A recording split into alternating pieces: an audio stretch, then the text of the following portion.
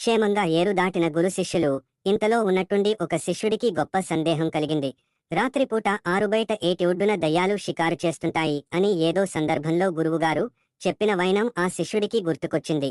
ఏ కారణం చేతనైనా ఒకవేళ ఏరుగాని నిద్రపోకపోతే అర్ధరాత్రి అయినా సరే తాము అక్కడే పడి ఉండాల్సి వస్తుంది కదా.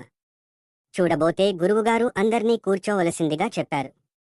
ఇంకాసేపట్లో దయ్యాలు షికారుకొచ్చాయంటే అవి మనల్ని పీక్కుతినక బతకనిస్తాయా? ఇది ఆ శిష్యుడి శంక. భయపడుతూనే తన అనుమానం బయటపెట్టాడా శిష్యుడు. దానికి పరమానందయ్య గారు వెంటనే స్పందించి నిజమేన రోయ్. సమయానికి గుర్తు చేశాడు కుర్రకుంక. అది బుద్ధి అంటే. పాదరసంలా అలా పని చేయాలి. వెంటనే బిగ్గరగా అందరూ ఆంజనేయ దండకం లఘువుగానేనా పఠించండి అంటూనే ముందు తాను ప్రారంభించాడు.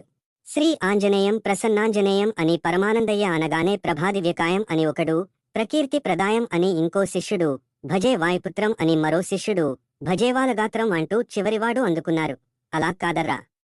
అందరూ మొదట్నుంచి పూర్తిగా మొత్తం చదవాలి అనగానే ఒక్కడికీ గుర్తులేదు కనుక గురువుగారు మంత్రాల్ని నోట్లోనే చదువుకోవాలి, బయటకు అనరాదు అని మీరే కదా ఓసారి చెప్పారు అంటూ ఇంకో బుద్ధిమంతుడు గుర్తుచేశాడు. అవునవును, చెప్పే ఉంటాను. అసలే దెయ్యాలకి విరుగుడు మంత్రింజనేయ స్తోత్రం. మనం విరుగుడు మంత్రాలు చదువుతున్నట్లు వాటికి అస్సలు తెలియకూడదు అన్నారు పరమానందయ్య సమర్థించుకుంటూ. ఎంత రాత్రి అయినా ఏరు నిద్రపోయిందో లేదో తెలియడమెలా? అంటే ఏముంది, ఇందాక మనవాడు కొరకంచుతో చురక పెట్టాడు గదా, దాన్ని తిరగేసి నీట్లోకి గుచ్చితే సరి.